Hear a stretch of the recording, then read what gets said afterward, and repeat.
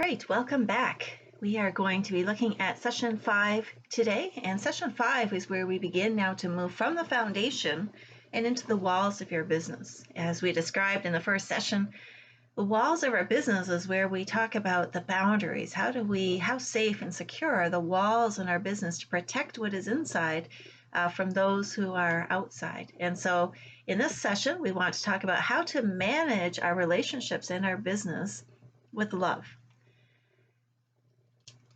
And so we want to focus again, as I said, on the walls of our business. We're going to be looking at a lot of scripture this time, so we are not going to start with a devotion. We are going to be looking at scripture for how to handle our business with love as we go through this particular session.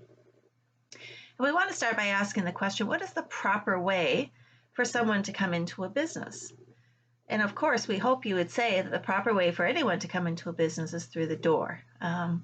And we have challenges sometimes because people don't want to come through the door. They want to come through the back channels, through our relationships, through the networks.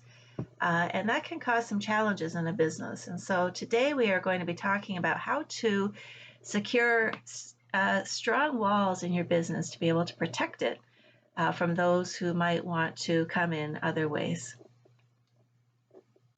Boundaries protect your goals and your objectives.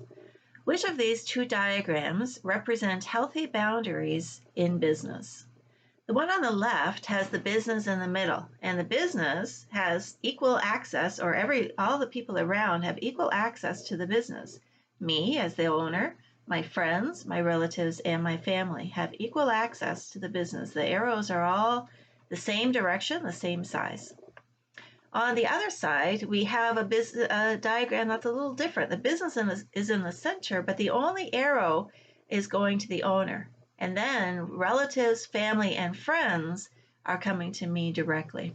Which do you think of these two diagrams represents healthy boundaries in business, and why? And I would like for you to pause at this time to have a discussion about this. This often creates a heated discussion with our businesses as we discuss which of these is healthy and why we think that is. So please pause and then come back.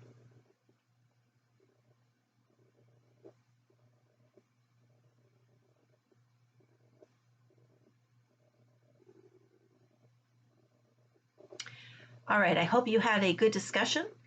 And I hope that you came to the conclusion that the diagram on the right is the one that is representing healthy businesses. A healthy business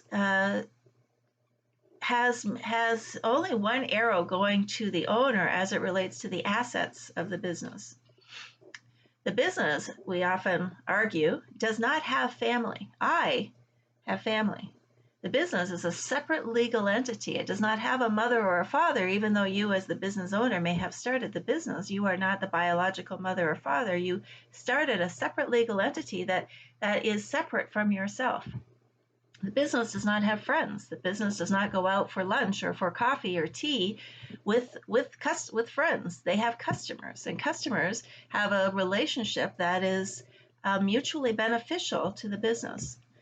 The business likewise does not have relatives. You, the owner, have relatives. And so the relatives, the family, the friends, the church members, if they want access without being a customer to the business, that is not a healthy thing for the business. What they can have is access to you as the owner.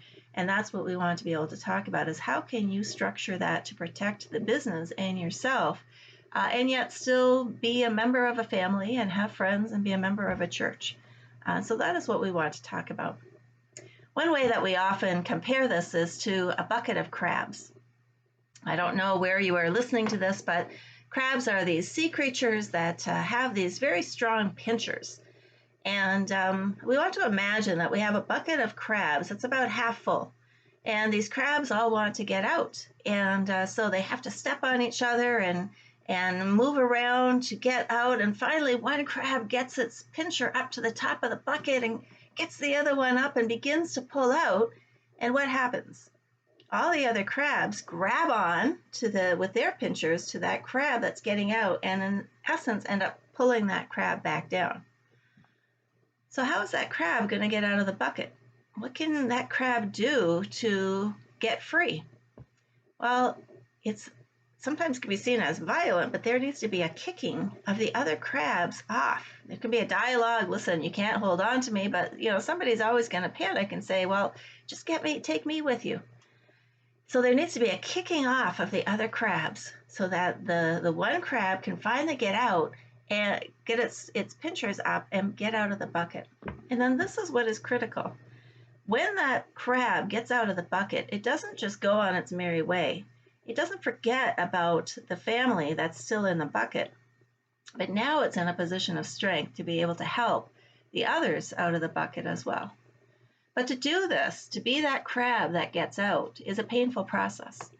And as we will be discussing, it's particularly painful when it's family and when it's loved ones and when you have to look at the long-term objective rather than the short-term objective. The short term is to be together, but to have everyone suffering together doesn't make sense. And so sometimes there has to be that movement, that breaking out, that breaking free, which can come with accusations of selfishness, of wickedness, of being ostracized by the family.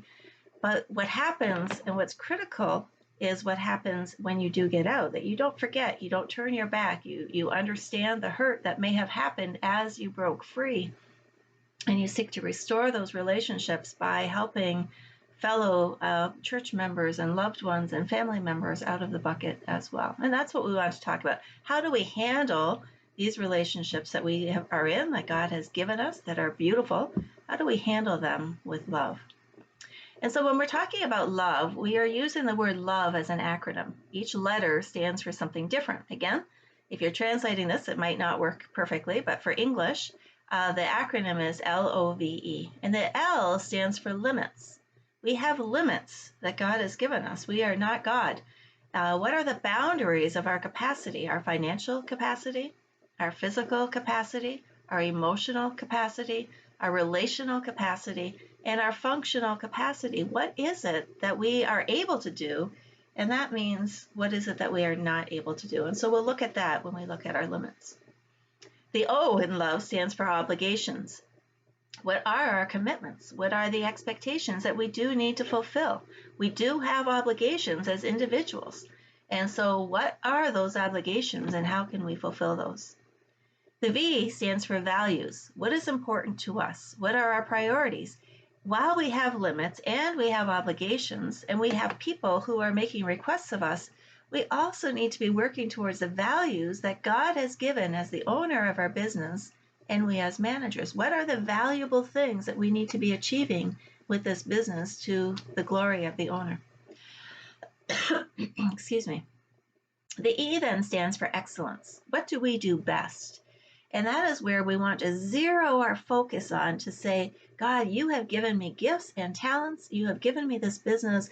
I need to do these things with excellence without being distracted by everybody else who wants to put their agenda on me. So what do I do with excellence? So love stands for limits, obligations, values, and excellence. And that's what we want to spend some time looking at in this session and backing it up with Scripture to see what Scripture says about these things. Another way to put it would be this. In our relationships, whether it's family, business, friends, or church, the L, the limits, are asking the question, what can we do? Okay, what are the things that we can do? But then you need to come to your obligations and be able to sort out of all the things that we can do, what do we think we should do? What are the obligations? Then our values comes in to say, what is the most important to do? How do we set those values up and prioritize ourselves? And the last thing then is what we do with excellence. What is the best thing to do? And so as we look at the walls of our business, of building those walls up, we want to ask those questions. What can we do as a business owner and as a business person, this business itself? What should this business be doing? What is the most important thing that it should be doing? And what is the best thing for it to do? So when we look at limits, we are talking about the boundaries of our capacity: financial, physical, emotional, relational, and functional. So let's talk about limits for a few minutes. And specifically, we want to talk about boundaries. What are boundaries? What does it mean to have healthy boundaries in a relationship, healthy boundaries in a business? And one of the things that we want to ask as well is borders. When we talk about boundaries, we can be thinking in comparison of the borders of a country. So I'm imagining that the country that you're in, I'm not imagining, I know the country that you're in has borders. Every country has borders. What is the purpose of borders? Why do we have borders in a country? And as we discuss in many times, people will often say that we have borders in order to protect the citizens, right? The people within our country. We have borders to also protect the resources so that the people in our country have access to some resources, so not anybody from anywhere can come in to have access to that. That gives some level of equality in the world, that every citizen belongs to a country and therefore has a right to the resources in that country.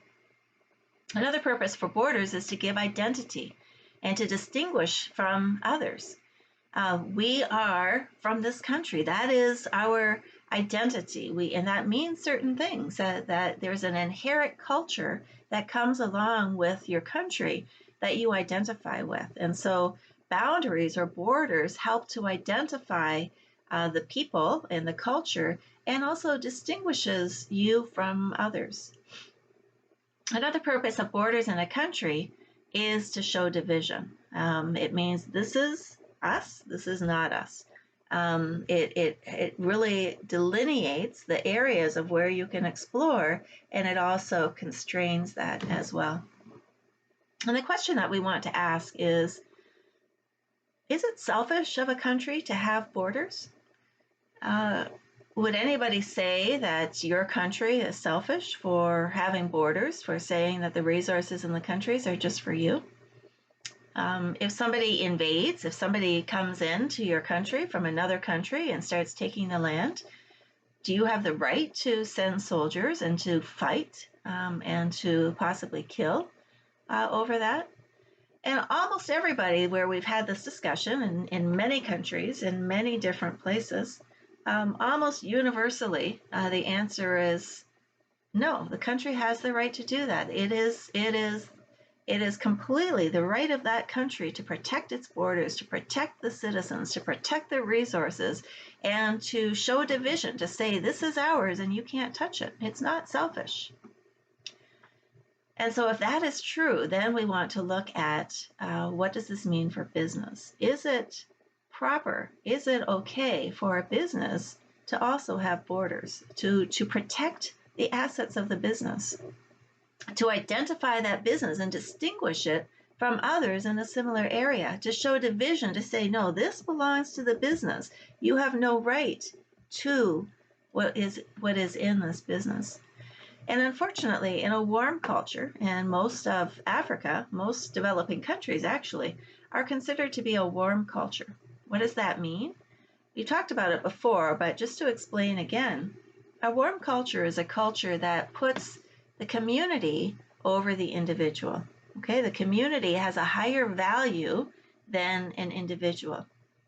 And that's a very good thing. It means that in a warm culture, people know very well how to love their neighbor. There is a sense of community that is very important, that if I have something and you need it and I'm not actually using it right now, it's not an option, it's an obligation that I give that to help you.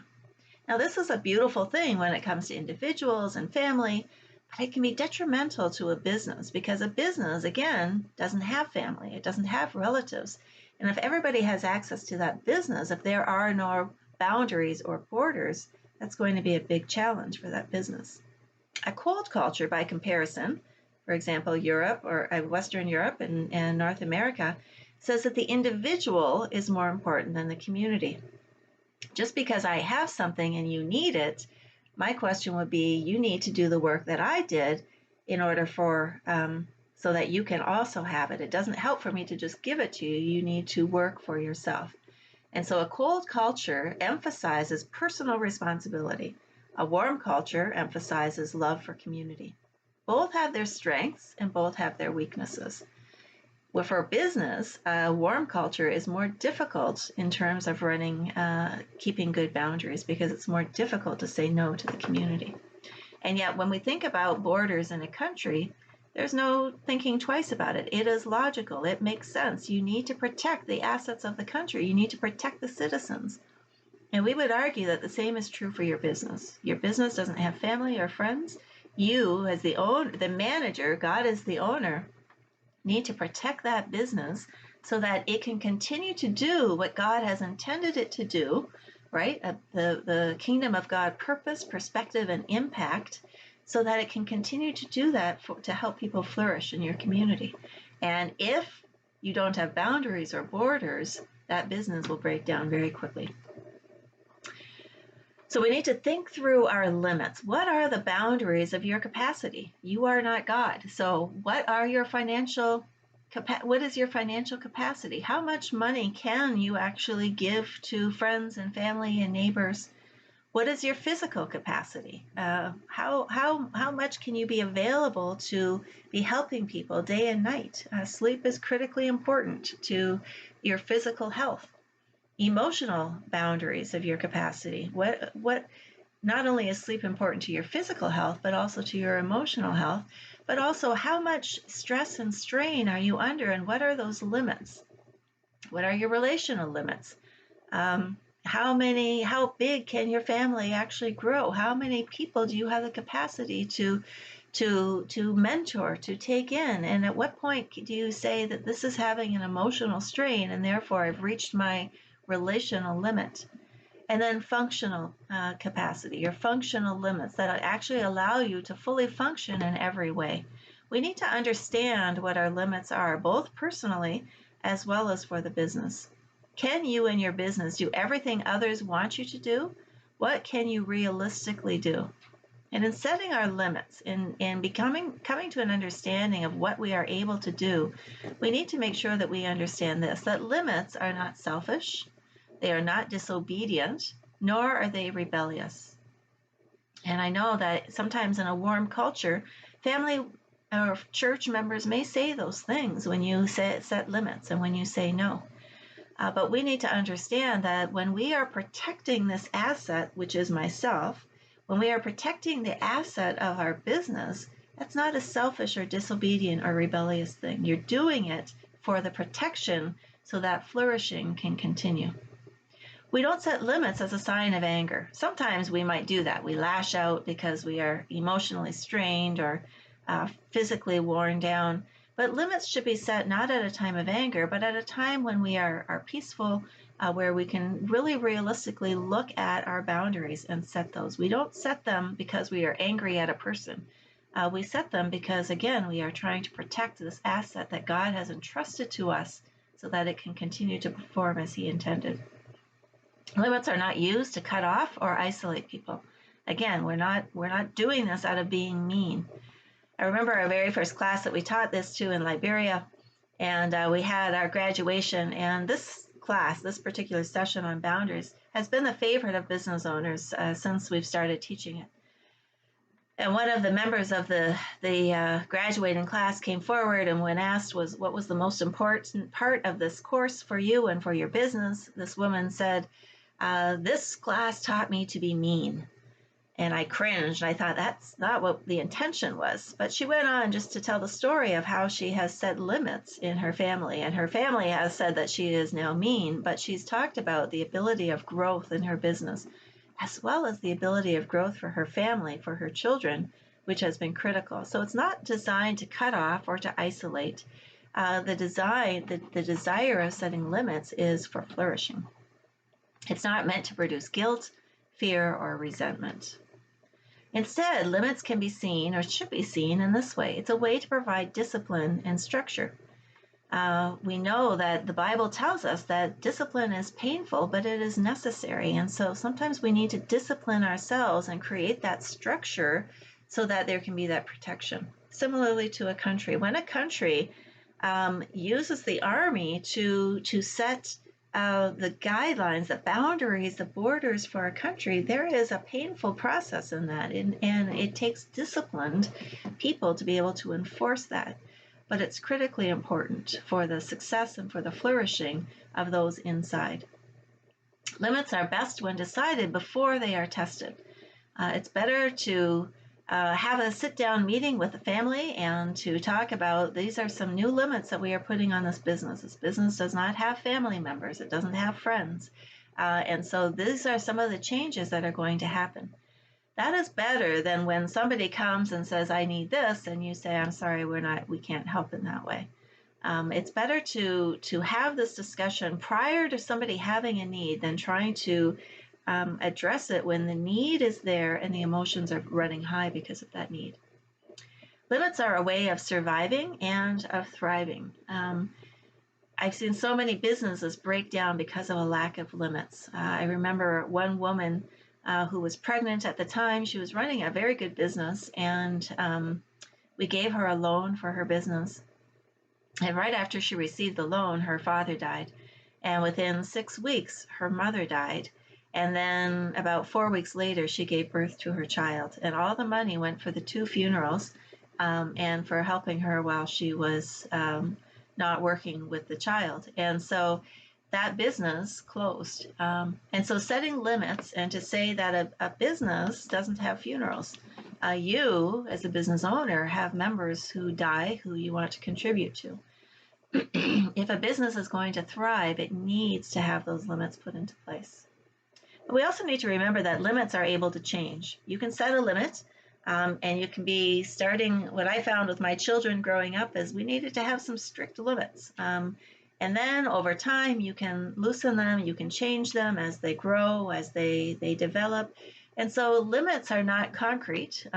You can change those over time, but often they need to start out a little stricter, a little more, the walls need to be a little higher and stronger, but we can change them as the business changes and grows. Ultimately, limits should be seen as a means of providing freedom. The 10 Commandments are one way that we look at that. The 10 Commandments are sometimes viewed as or can be viewed as these laws that are trying to limit us. Do not covet, do not steal, do not commit adultery. These are things that give the appearance of restricting our behavior. But God's design in the 10 Commandments is not restriction, but actually peace and joy. And we know that when we follow the laws of God, when we do not covet, when we are satisfied and content with what we have, there's a greater peace and a joy. And so there's wisdom in those limits that are designed for our own personal flourishing. And I know that when you set limits for your business will flourish, but you also will flourish because you will be free from the pressures of the world to say yes to everything and try to help everybody, but recognizing rather that you are not God, that you have limits to your capacity, and that you have to be able to say no can allow you to sleep at night because you are protecting the business, you have found ways to help your family still, and you are living within these boundaries that you have set for yourself. The biblical passages that show us support that there are limits come from Ecclesiastes 3, which you can read verses 1 through 8. But it starts by saying there is a time for everything and a season for every activity under the heavens. And I would say there's a time to say yes, and there's a time to say no. And there's a time to say wait. And certainly we follow a God who does all three of those. We get answers of yes, we get answers of no, and sometimes we get answers of wait. And so we need to recognize that too, that there are limits. Not every request that we are given needs to be met with a yes. But I love Galatians 6 for this particular topic. The whole chapter of Galatians 6 is very important. But Galatians 6, 7 through 10 says this: Do not be deceived. God cannot be mocked. A man reaps what he sows. I want to start with that part first. So let me just pause there for a minute. A man reaps what he sows. If you attempt to act like God, you will be reaping something that shows that you are not God. When you think that you can be all things to all people in terms of your time, in terms of your physical capacity, in terms of your financial capacity, your relational capacity, you are going to be worn out. You will get sick, you will not be productive, and you will be the one who then is the one asking for assistance.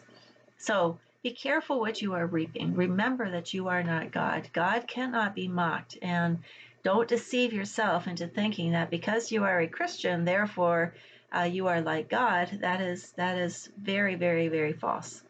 And so be careful that you don't reap what you sow. So if you act that you have no limits, you will receive what happens when, let's say, a country acts like it has no limits. It will be run over, it will be decimated, and it will not be good for those inside or for those outside. Let's continue in this reading. Then it says, "Let us not become weary in doing good, for at the proper time we will reap a harvest if we do not give up. Therefore, as we have opportunity, let us do good to all people, especially to those who belong to the family of believers." Now, this is an interesting text to use for limits. A lot of times, people use this text for the exact opposite reason. They say, well, we are supposed to be doing good, and we should not give up, and we should be especially helping those who belong to the family of believers. But I want to point out some of the qualifiers in this text. It starts by saying, let us not become weary in doing good. That points directly to the fact that we have limits. And when we start to become weary in doing good, we have surpassed those limits. We have gone beyond what our functional ability is to do. And so that is a time where we need to step back and say, am I trying to be God?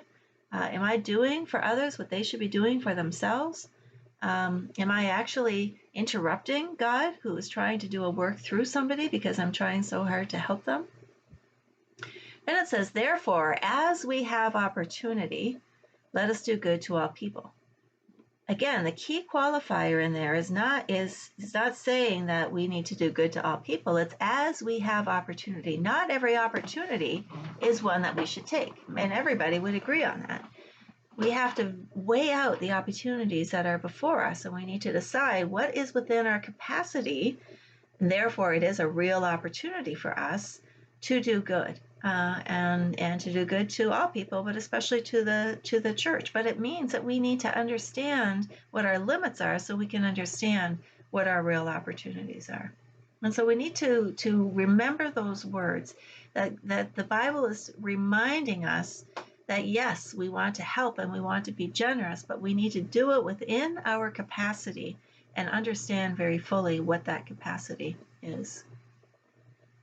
So actually, I would like for you to pause and to have a discussion about limits, because I know that this is a very a topic that can be very important, especially if you are in a warm culture. So I would like for you to pause and to have a discussion about the limits of our capacity and how that shows up in your business, how that shows up in your relationships, and what some of your thoughts are on how we can set limits for ourselves. So please pause and then come back when you are done.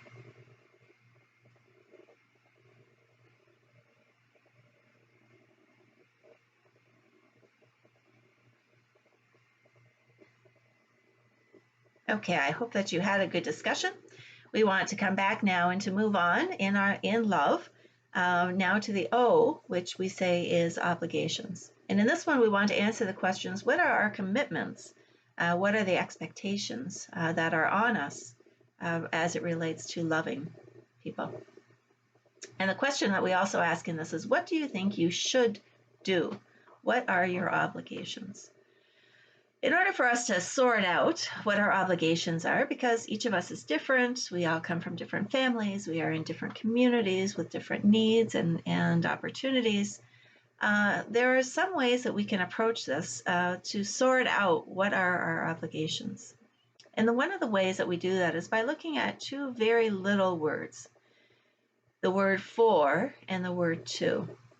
As a first bullet point there says, you may not be responsible for others, but you are responsible to others. And so the question we need to ask ourselves, who are you responsible for And who are you responsible to? Now, being responsible for someone means that you are fully responsible for their flourishing.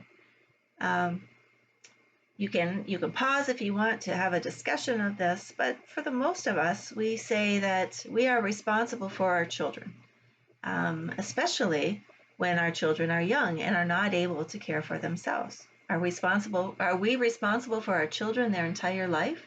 No, not if we're good parents. If we're good parents, by the time they are young adults, they are able to be responsible for themselves, and then we become responsible to them. What is the difference? When I'm responsible for my child, I'm making sure that they have food and shelter and clothing and education and the things that they need to help them flourish.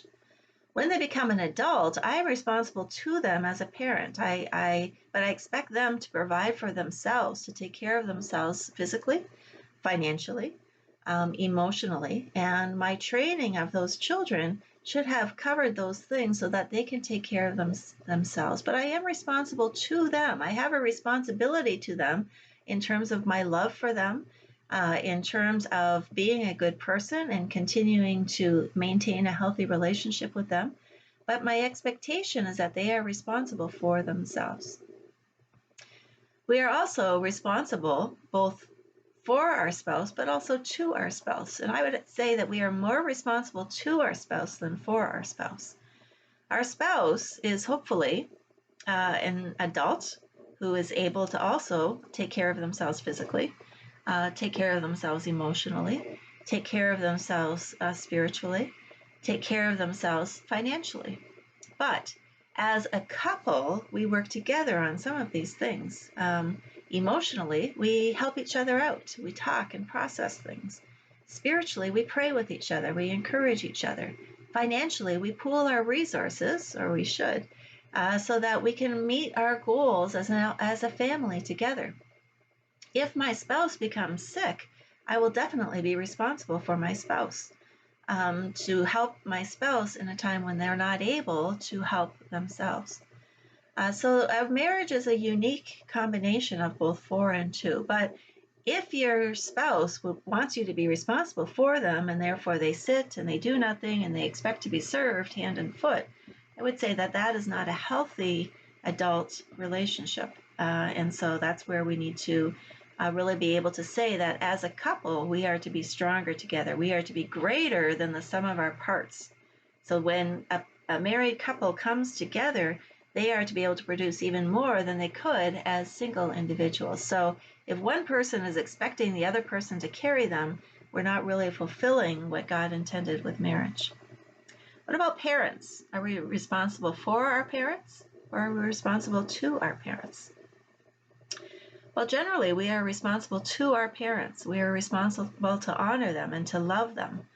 But we are not responsible to provide for them as long as they are able to provide for themselves.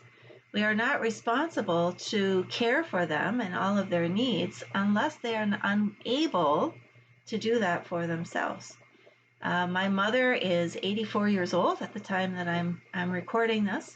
And I'm responsible to her, but I'm not responsible for her. She is fully capable of taking care of herself financially, physically, emotionally, spiritually, but I check in with her regularly and talk to her regularly to be sure that she is okay, because I love her and I want to also continue honoring her. If my mother should fall ill and is no longer able to take care of herself, then I become responsible for her. What about your pastor? You're not responsible for your pastor. You are responsible to your pastor. You are responsible to the church as a member to contribute so that your pastor can also flourish. And so we need to, again, remember that we are responsible to a number of different things, but that does not mean that we are responsible for. What about extended families, aunts and uncles and cousins? And I would argue, again, your culture might be different, but in general, you are responsible to them. You are not responsible for them. And we'll look more at how I support that biblically in a few minutes. Unlike limits, some obligations might not be chosen, but are determined by birth. If you are the eldest in some cultures, you are going to have more obligations than the youngest child.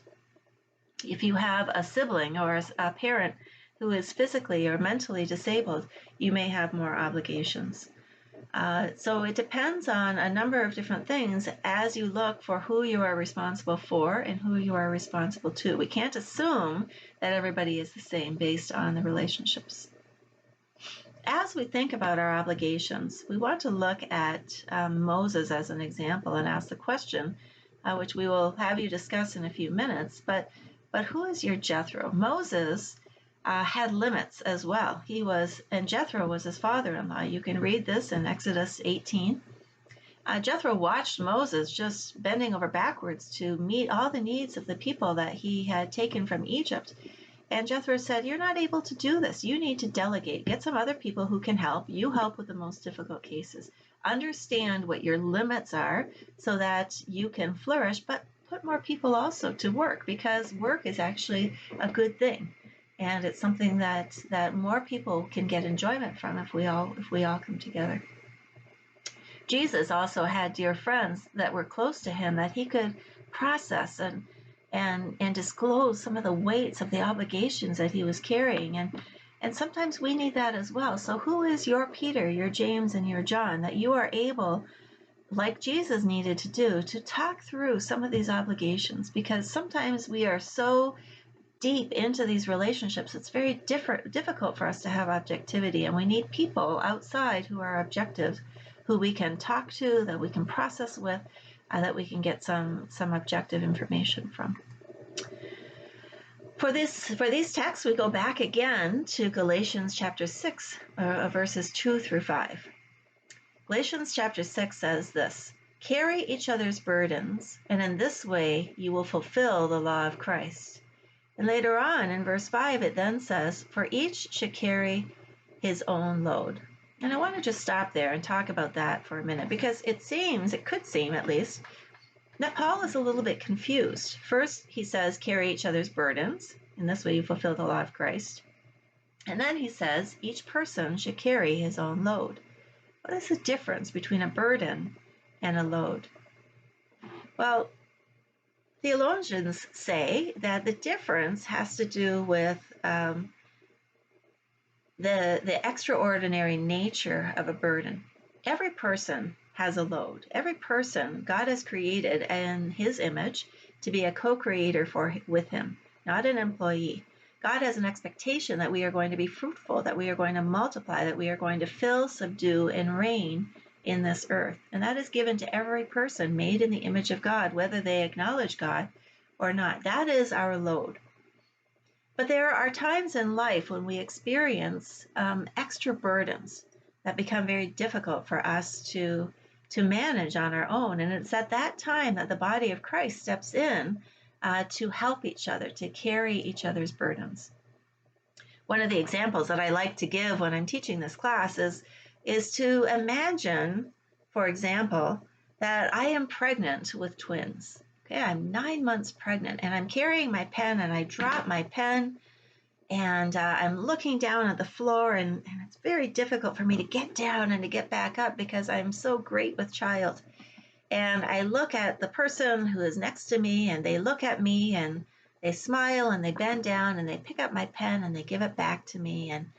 And I appreciate that, because right now I'm carrying this extra burden, and this person saw that, and they were willing to help.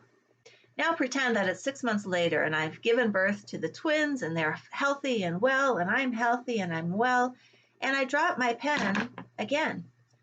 And I kind of liked it when somebody was helping me before, and so I look at the person next to me again, and this time they look right back at me. And they don't bend down to help me out, because they know that I am capable of bending down and picking up my own pen. If they were to bend down and pick up my pen for me, I would continue to look to them for help for my load, when I should be carrying my own load. And so in our obligations, in our relationships, we need to understand what is the person's load, that God is even developing their character and their personality so that they can fulfill it, that they can do what God has created them to do. And then when is there a burden that we need to come in? And some of this we talk about aid and development in many countries. Aid comes in when there's a disaster of sorts, when there's a flood or a famine or a plague or something like that. But as soon as that disaster goes away, we should not continue the aid because what it does then is it creates dependency. And people need to do for themselves in many ways. And when we do for others, it may make us feel good, but it actually is not helping the person. We call this a type of help that hurts, and it has unintended consequences. The next passage is 1 Timothy 5, 3 through 4 and 8. Give proper recognition to those widows who are really in need. But if a widow has grandchildren or children, they should learn first of all to put their religion into practice by caring for their own family and so repaying their parents and grandparents, for this is pleasing to God. Anyone who does not provide for their relatives, and especially for their own household, has denied the faith and is worse than an unbeliever. And again, it starts out talking about widows. Widows have a special burden that they have in having lost their husband, but that doesn't mean that they don't have a load that they are able to carry. My husband passed away a number of years ago, and for the first year, I really needed somebody to help carry my burden because I was not functioning very well as I was grieving. But after some time, I needed to step up again, and I needed to take control, and I needed to figure out what my own load was and be able to fulfill that. And so, again, providing for your relatives does not mean that you do everything for them or they are not carrying their own load. And so some of these verses need to be read in the full context of how we were created in Genesis 1 and 2. That we are expected to carry our load, that we are created to work, and that's a good thing. But when people have an extra burden, that is when we can come in and give assistance for a period of time until they are able to stand on their own again. 2 Corinthians 9, verse 7 says, each of you should give what you have decided in your heart to give, not reluctantly or under compulsion, for God loves a cheerful giver. And some of my challenges to warm cultures are that you are not giving so much out of a cheerful heart.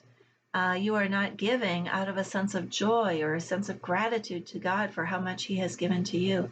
Sometimes you are giving out of a sense of fear that you will be labeled as selfish, that you will be kicked out of the family, that there will be a harshness that comes back to you. And that what God is saying, or what Paul is saying in 2 Corinthians 9, is that you should give what you have decided in your heart to do. And that's why we will be looking at a budget shortly, so that you can give that freely out of joy and not out of a sense of fear. So I would like for you to pause right now and to have a discussion about who is your Jethro. Who is the person that speaks into your life? And if you don't have such a person who advises you when they can tell that you're beginning to go under with all the pressures and stress, who can you identify to be that person for you? And can you formalize that relationship by asking them? Who are your close friends? Again, Jesus had Peter, James, and John. Who are the people that you talk to, that you can confide in, and that you can trust to have your best at heart? I'd like for you to pause right now and to have this discussion in small groups, maybe between one or two of you, and to write some things down. If we don't have those people in our lives, what is the impact? And how can you best protect yourself and therefore the asset that God has made in you being you, so that you can continue to flourish and help those in your business flourish and your family to flourish as well. We will come back in a few minutes. Thank you.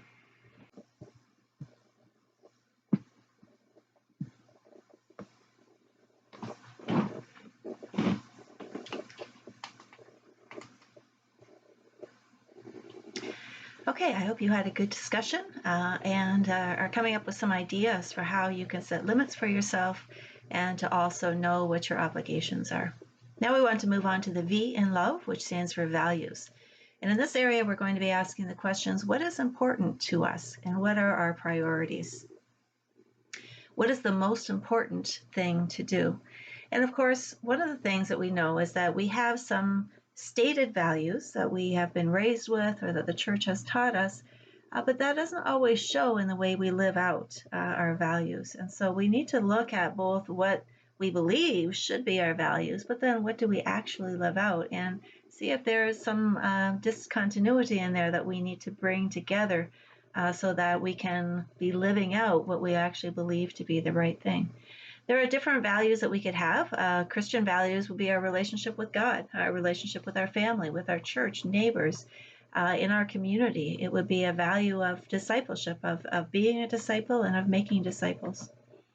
There are worldly values that we have, values, the love of money, the possessions that we have, a seeking of power or position.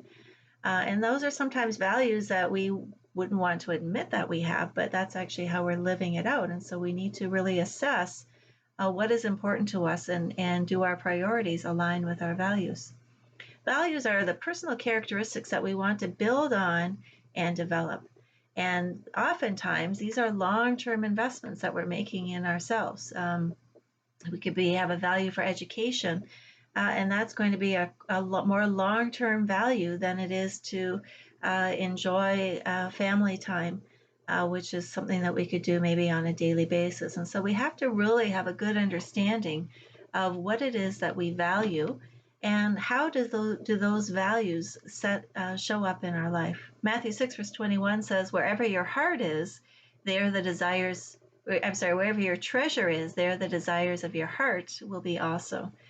And so that's one thing that we need to think about, is that where our treasure is, that's where our heart is. And so we need to think about, what is our treasure? What is it that we act like our treasure? Some of us are workaholics, and we say that we want to have our business succeed. We want to help the family. But if the family is being hurt in that, and family is also of value, then we have to be able to have limits and set limits for ourselves for the amount of hours that we work.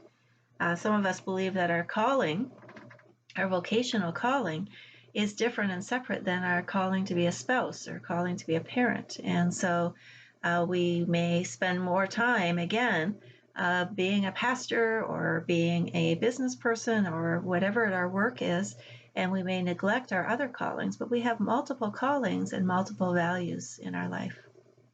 The truth is that we cannot value everything equally. We cannot give 100% to everything at the same time.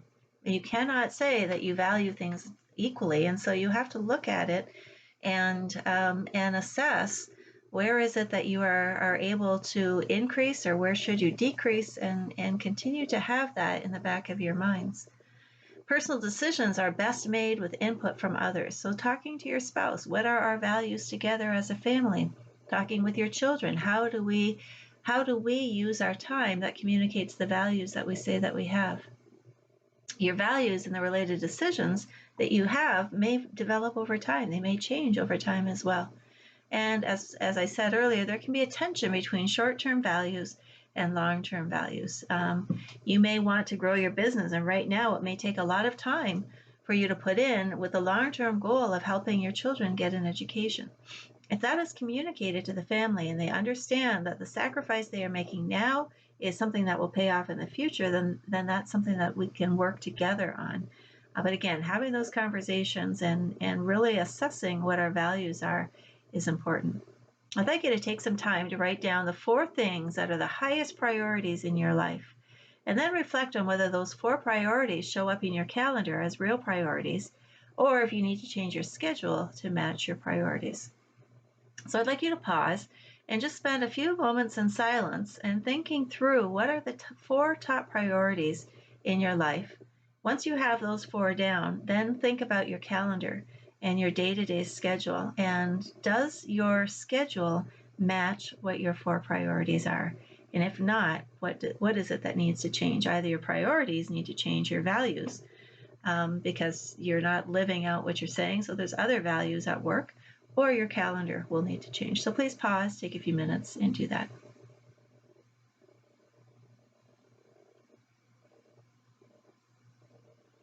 Okay, when we go to the scripture, we look at Matthew 6, verse 33 for some support as it relates to values. Jesus says, but first seek his kingdom and his righteousness, and all these things will be given to you as well. And so there is a sense of values that is listed there. Our value is the kingdom of God and righteousness, doing the right thing, not just doing the bare minimum, not just doing the legal thing, but to do the right thing, which is where righteousness comes in. And so we have a value of righteousness. It means that we're doing the right thing in our work, we're doing the right thing with our spouse, we're doing the right thing with our family members, and so on. Luke 14:25-33 says this: large crowds were traveling with Jesus. And turning to them, he said, if anyone comes to me and does not hate father and mother, wife and children, brothers and sisters, yes, even their own life, such a person cannot be my disciple. And whoever does not carry their cross and follow me cannot be my disciple. And so we are seeing again here that our values can even include needing to step away from some of our dearest things, the homes that we love, the people that we love. We need to be carrying our cross. And so if God is one of the values in your life, he may call you to do some things that are painful. We are called to first and foremost have God as a value in our life. Does that mean that God wants us to hate our family and father and mother and wife and children? No. But we have to be willing to sacrifice those relationships when God calls us to carry our cross in that way. And so there's a balance to many of these things as well. Suppose one of you wants to build a tower. Won't you first sit down and estimate the cost to see if you have enough money to complete it? For if you lay the foundation and are not able to finish it, everyone who sees it will ridicule you, saying, this person began to build and wasn't able to finish. And so in having our values and on stating our priorities, there will need to be some assessment that is done. And we need to make sure that we are ready to pay the price of being a disciple, of saying even that our values are loving our spouse and our family. And that means that we need to spend our time there and to be able to make that a priority as well. Next, we move to excellence. So from values, we move to the E of love, limits, obligations, values, and then the last one is excellence. What do we do best? And I read a statement one time that said, good is the enemy of best. How can good be the enemy of best? Well, if something is good, it's not excellent, right? And sometimes we settle for what is good. And it becomes the enemy of best because it stops us from striving harder, from trying harder to do things with excellence. And we believe that God has created each of us to do something with excellence. We have been created in the image of God as co-creators, and therefore we are able to do things with excellence. In order to do things with excellence and not settle for good, we need to learn the art of saying no and figure out what we do best and then do it. We often end up doing a lot of good things, but never getting around to what is best. And that is a challenge for those of us who have difficulty setting those limits and those boundaries. If we don't set limits and boundaries, we end up doing everything okay, maybe not even good. We do it okay. And we don't ever get to doing with excellence what it is God has given us to do.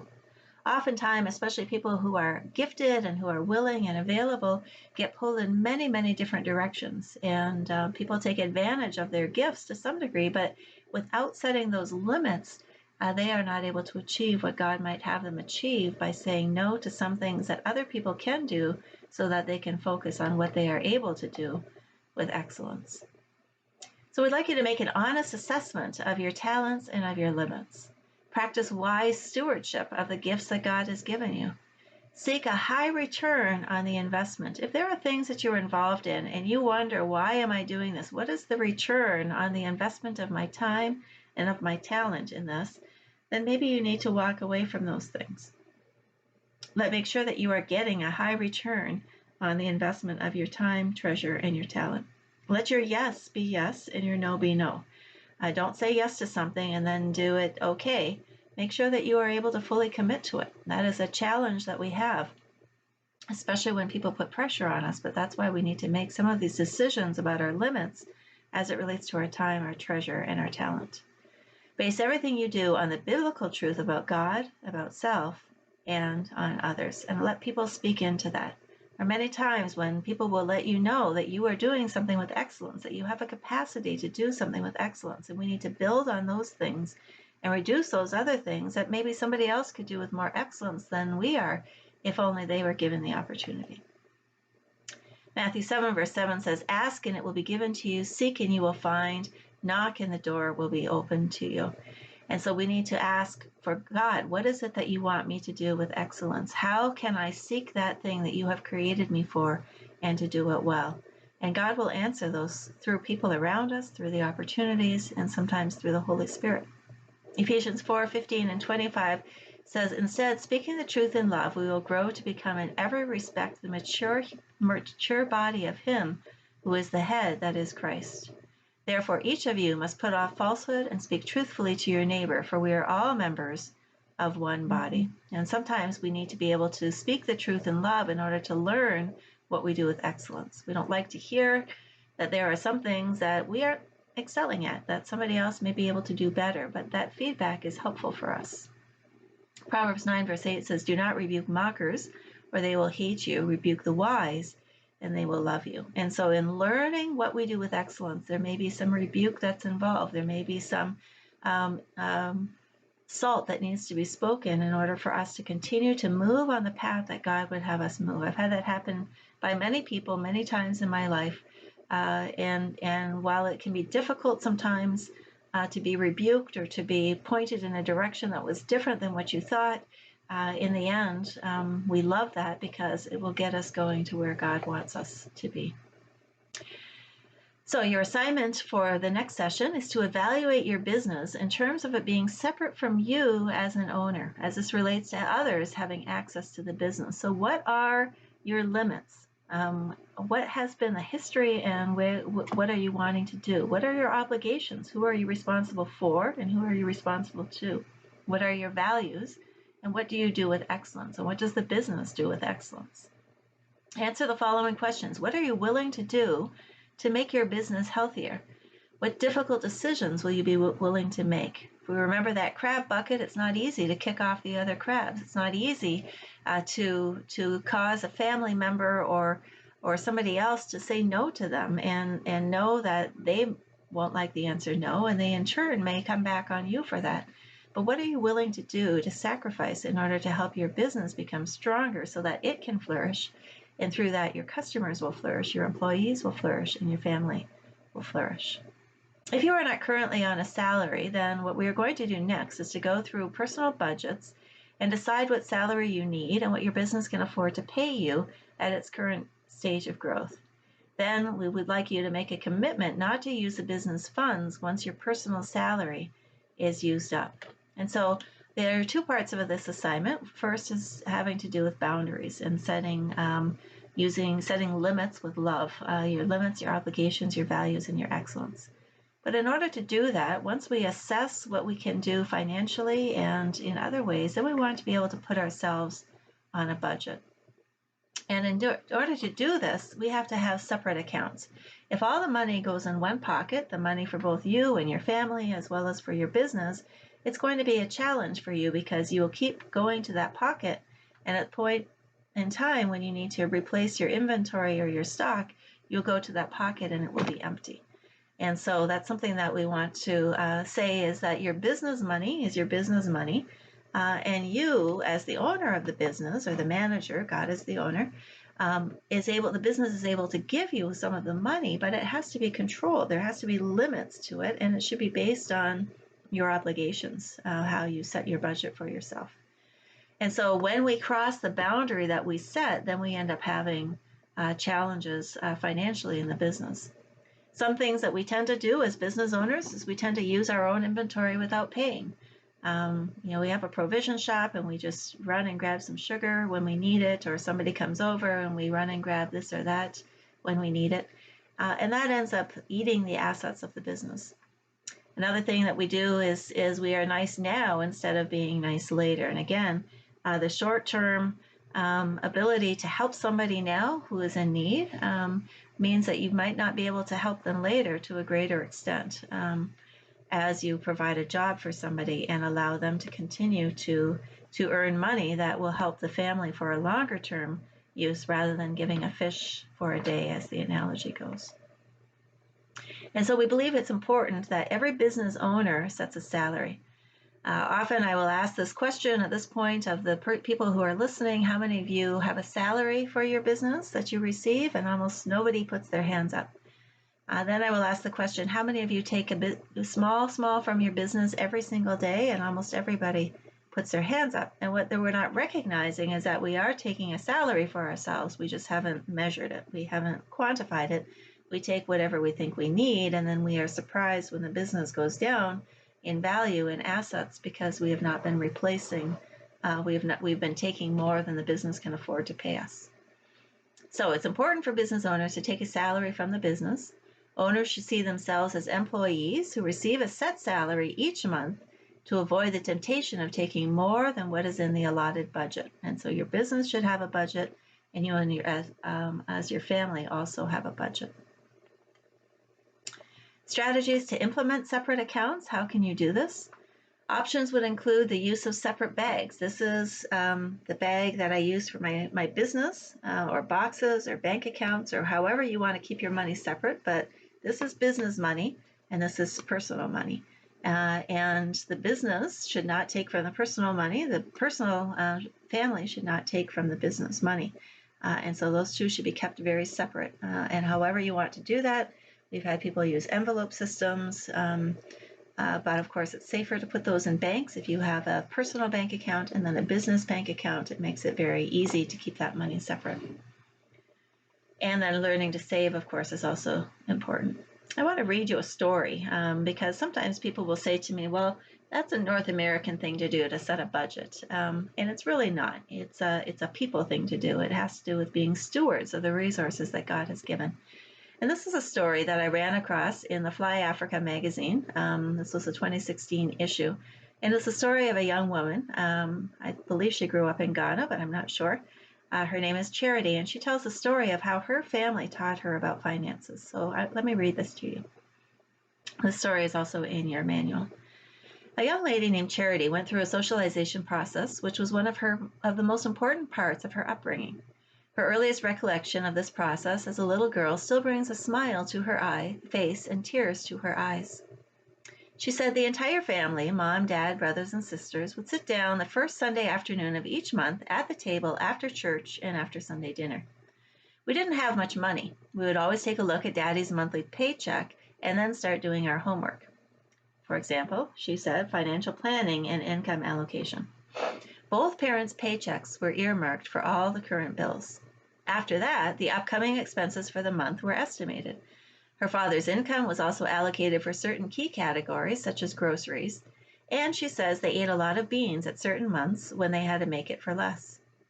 Despite having to eat a lot of beans, they never failed to give generously to noble causes. Living for less enabled her parents to fund their education because of their hard work and financial prudence on the part of her parents. Charity is very successful today because of the nurturing environment that her parents provided. Her parents demonstrated respect for each other and for their children. They were frugal, and they planned and accounted for every penny of their income.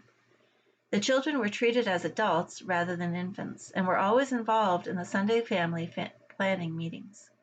Each child would make his or her requests and proposals to the planning board, the family. She says that if they needed a new textbook or shoes, she would have to explain to the family the reason and the rationale behind the request.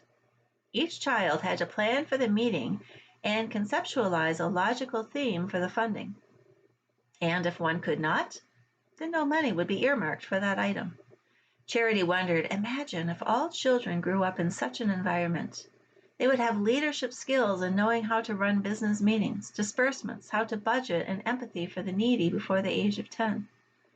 The regular meetings were not for finance issues only, but for discussion about household chores, and also time to inquire about everyone's vision and goals concerning schoolwork. Her parents made chores fun because they took part.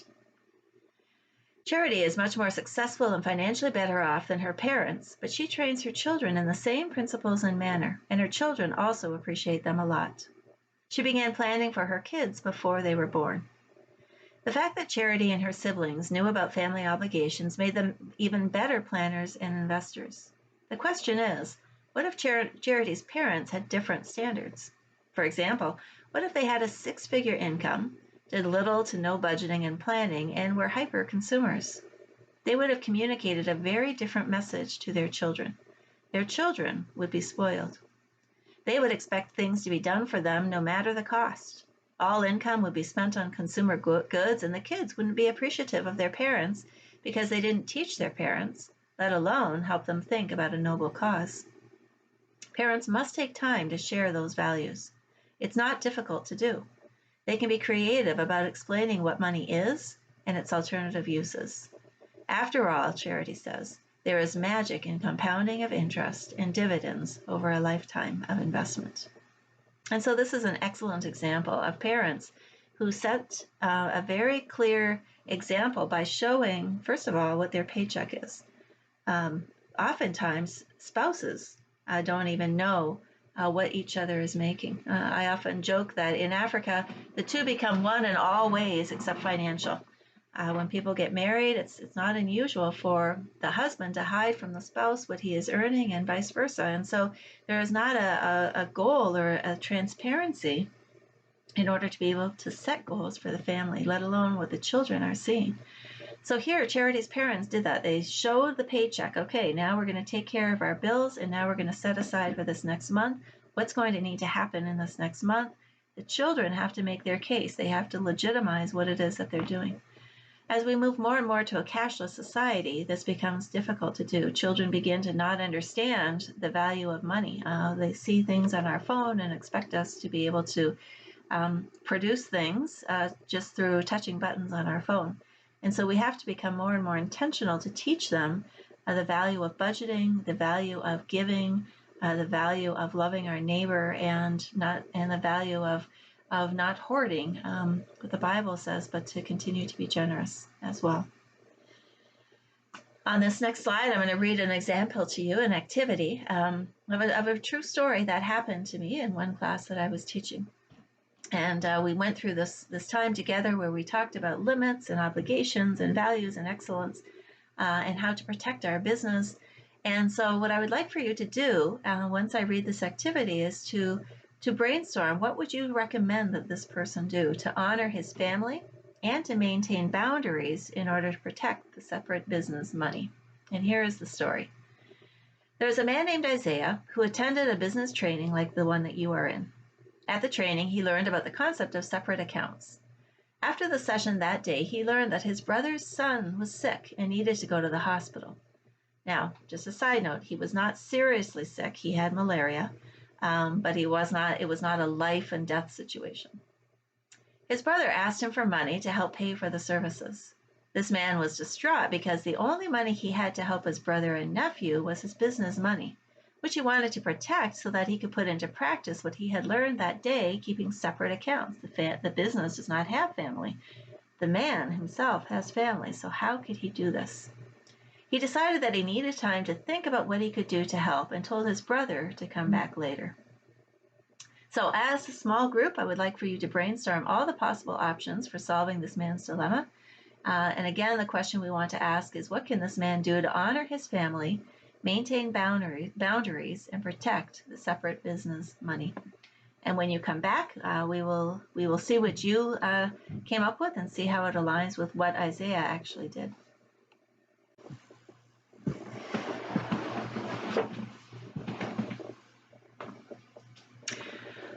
Okay, welcome back. I hope that you had a good discussion for what Isaiah can do. I know over the years we've heard a few different ideas that people have come up with, and so maybe you had some of these ideas.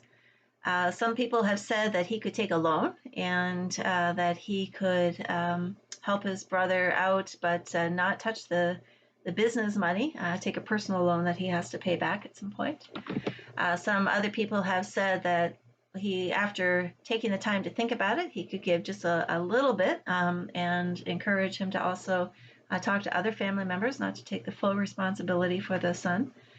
And others have had other ideas as well. What Isaiah actually did is this. To solve his problem, the man began looking around his house for something personal he could sell to cover the need of his family. He had recently purchased a small television. He decided to make the sacrifice to sell his TV in order to help his brother instead of giving away his business money. The man sold the television and gave the revenue to help his family. This man was happy because he was able to both protect the business capital and fulfill his family obligation. And so these are some things that you can consider. And this is where I love the creativity of business people as they look at these challenges. And we've heard lots of creative responses for how to set limits and boundaries for yourself that you can still meet your obligations but protect the business. So we want to look at doing a family budget now. Just as we have a vision and a mission for our business, which we did in the last session, we need to know what our vision and mission is also for our family. Some families create this and post it in their living room area to remind them all of their purposes. What are the goals of your family? How will we know when we've accomplished our goals, our family goals? If we have a common purpose, we can work together as one unit with accountability and transparency. And again, this we believe begins at home. When you do it at home, then it becomes easier to do it in your place of business or your place of ministry. And you've been called together as a family. It's important that you have a mission and goals together that you can work on and hold each other accountable to do. When it comes to family budgeting, there are 3 main rules. First, do it together, husband and wife, as well as children, not just for planning, but also for the follow-through and the accountability. I remember when my husband and I sat down to do our first budget together, and we did some work on it, and then we called our kids in, not to necessarily look at all the math, but to talk about what our goals were and the fact that, we have this much money that we make as a salary. These are our expenses, and just letting them know we have to pay for the house and the electricity and water and things like that. And then we have some goals that we want to work on for our family and allow them to have some input as well. What is a goal they would like to see for the family? For us, it was important for us to have some times of fun together, and so a vacation or a time to get away. And often we would do camping. It wasn't something expensive, but something that we could afford. But university was also very important, and so doing a little bit of saving for that was also important.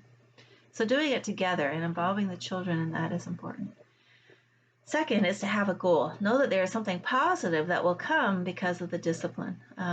If we meet our grocery budget, our food budget for the month, then we will have X. We will have a movie night, or we will have a ice cream or something like that. It's important that you set rewards for the family along the way. And then the third thing is to keep it simple, to make sure that you can kind of simply track your expenses, understand clearly how you are meeting your budget or whether you are, and it needs to stay fairly simple. So one of the things that we have heard people do is setting a bowl at the doorway of the home, and when the husband or the wife comes home, there's some paper and pencils there, and they just quickly write down anything they spent money on that day, and they put it in the bowl. Then once a week, they go through and they write down, how much did we spend on food this week? How much did we spend on transportation this week? How much did we spend in giving this week? And so on. And then we look at our budget. Now, our budget said we were going to spend this much on food, but this is what we did. If it's too high, we need to look at, was the budget wrong or were we wrong? And if we were wrong, we need to figure out how to correct for next week. And so keeping it very simple, my recommendation is that you have one time in a week. For me, it's always Saturday mornings where you sit down and you do your budget.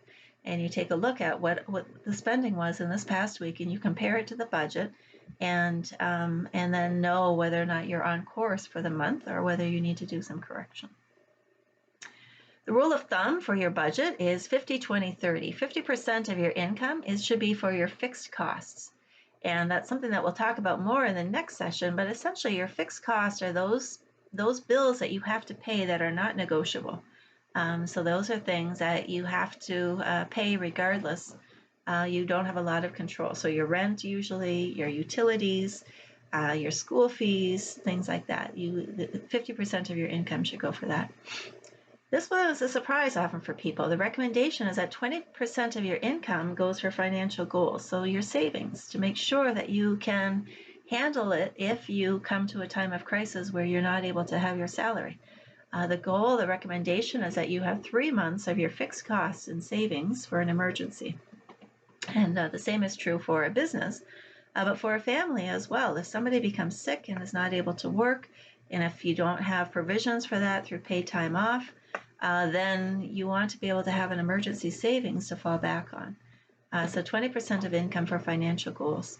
And then 30% of your income for your flexible costs. And this would be your food bill, your clothing, things that you can have some flexibility in terms of what level of cost you're going to have. You can have a very expensive food bill, or you can have a very humble food bill. Charity talked about eating beans a lot. It's a very affordable food. Was it something that they always preferred? No. But when they needed to cut back, those were some of the flexible costs that they were able to cut back on. And so in your manual, you have a budget. And the budget states what the income is for each family member. And then you need to go through each of these line items and make some decisions about what your expenses are going to be. Some of you don't know how to put yourself on a salary because you don't really know what your expenses are. And my recommendation is that for the next 30 days, that you keep track of everything that you spend money on. Some of the classes that I teach, when we do a class called Integrity in Finance, we ask people to track their income and their expenses for 3 months. Because 1 month might not give you the full picture of where your money is going, but 3 months will give you a better picture. And sometimes we need to do that in order to really understand how to set a budget. But for today, what we will do is start by looking at your income. What is the total income that the family is bringing in? And then we will look at our fixed expenses, which is on the left-hand side, column A, and our flexible expenses are on the right-hand side in column B. And so we start with our tithes and our offerings, but it's sometimes difficult to know what our tithe and offering is until we know what our income is. So if you know what your income is, again, tithe is an Old Testament concept. We believe that the New Testament, Christ has actually said to give as much as you can, and don't limit yourself. And so you may give more than the 10%. But make a commitment to that, and then stay committed to that. Your offerings are above your tithe. And again, that's a fixed expense. How much can you give in offerings on a monthly basis based on your income? And then you see in your fixed expenses, your savings. And sometimes we view savings as a flexible expense. We try to save what we have at the end of the month. But our recommendation is that it becomes a fixed cost. Because if you don't do that, you will end up finding other uses for the money, and you will have a difficult time making your savings. So what can you save on a monthly basis? How much do you need to set aside for education? In many places where we work, it's very unfortunate that many people take loans for school fees. And school fees is something that will come up whenever we have children, or if we are going to school ourselves. And to take loans for that, you're throwing all that extra money away on interest. If you can get ahead of that and save money every month so that you do not have to take the loan, that's going to be better for you. But how much do you need to set aside every month in savings so that you can be able to pay the education bills without taking a loan? Taxes, if you have personal taxes that you need to pay, rent or mortgage, what are you paying for on a monthly basis for that? If you're only paying on a quarterly or annual basis, you still need to break that up into into a monthly cost, so that every month when your salary comes, you're setting 1/12 of it aside so that you can meet that bill when it comes. Home maintenance, things are breaking down in our homes. What do we need to pay in order to get those things fixed? Again, everything will break down, everything depreciates, goes down in value. So things will break down, and it's important that we have something set aside for that. Maybe you have house help in your home, somebody who's helping you. You want to set some money aside to help that person, to pay them. Money for phone, for energy, utilities, electricity, water, garbage, security, loans and debts, auto insurance, home insurance, household insurance. Those are often paid on an annual basis. Excuse me, my nose is itchy. But we want to pay those, set money aside so that we're ready to pay those bills when they come on a monthly basis. And lastly, if you have bank charges, you want to account for those as well. Those are all your fixed expenses. So add up everything that you're spending on a monthly basis for your fixed expenses. And then you go to the second column, column B. And that is where you see your flexible expenses, your groceries or your food and your supplies. How much are you going to spend on a monthly basis? When I did this with my husband for the first time, we said that we were going to spend a certain amount on groceries. And about the third week into that month, the following month, my husband wanted to go to the store to buy some more food. And I said, the food money is finished. We've eaten everything, or we bought everything that we can for the month. And he said, I know we still have money, so that's not the issue. I don't understand. I said, well, we made an agreement that this is what we would spend on food for the month. And we said that we were going to hold to that agreement. And so we did have to scrape by for the rest of that month. But the next month, we did much better at pacing out our buying and our eating so that we had a month that can last us for the whole month. How much do we want to spend per month on eating out? Maybe you make a habit of having your breakfast out or chai. What is that going to look like in terms of a monthly cost? Laundry, if you pay for that. Travel costs, transport for each member of the family is important. Clothing, most of us don't buy clothing every month. And again, you could buy secondhand clothing, you could buy new clothing. What is the value, the cost that you want to put on that? If you need to pay for maintenance for your appliances, this is where we come now to more obligations. What are the community contributions that you can afford to make given your salary? The family contributions that you need to make given your salary. Giving to the poor that you want to do, that's maybe apart from the tithe and the offerings that you give to the church. Anniversaries. You have birthdays, we have wedding anniversaries, we have Christmas, we have things that we know we need to spend money on. And so we need to put that money aside and then live within the budget. What is the most that we want to spend on a Christmas present, and so on. Grooming and hair care, styling, recreation, vacation, internet, hobbies that we might have, subscriptions we might have, investments that we want to make, and then pocket money. Some people, it's important that they have a little bit of pocket money every month. My parents lived very, very frugally. My dad was really the one who taught me budgeting. And every month they would each get a little bit of money that they could have that they didn't have to report on. Everything else was something that they reported on. My mom almost always snuck her pocket money to her children. My dad, he was a painter, he was a pastor, but he also was an artist, and so he would usually use his money for his painting. But it's something that you can use that allows you some of that flexibility in your budget. So now we want to add up the total amount of flexible expenses and then add up total of A and B. All right, your fixed expenses plus your flexible expenses. And how does that look compared to your total income? And this is what is critical. So if you believe, if you know what your income is, then you can see whether or not you have a surplus or a deficit. If you have a deficit, then you need to adjust some of your expenses. And some of those categories, most likely the flexible ones, are going to have to go down for you to balance. If you have a surplus, then we encourage you to increase your savings or your giving or something, because it's important that at the end of the day, you really come to a zero balance. So your income should all be allocated somewhere so that you are controlling where it goes rather than having just money sitting around. If you don't know whether or not what your income is because you're not on a salary, you need to look at your total expenses and ask yourself, is your business actually able to pay this? And if you don't know, then the next session we'll begin tracking your income and expenses for your business, and you'll be able to see whether or not the business can afford to pay you that. But it might be good for you to know, if you're surprised at the amount, that maybe you are slowly taking the assets of the business without really recognizing it. But I encourage you to do this together with your spouse, to really make some decisions and then decide a time where you will sit down together on a regular basis to look at the plan and how it's being implemented. The goal that we look at is plan, do, review. We need to make the plan, then we need to do it, but then what's critical is that we review it to see how we were successful. So your assignment is to call a meeting with family members and explain the boundaries that you may need to set up if you're keeping the business money separate from the personal money. Explain the purpose for these boundaries to help the family in the long run, and then come prepared to tell us how it went. Fill in your monthly personal budget on the spreadsheet and set your personal budget for the month. We hope it goes well for you and that you will be able to flourish as you are diligent in handling your business and your family with love. Thank you, and we will see you next session.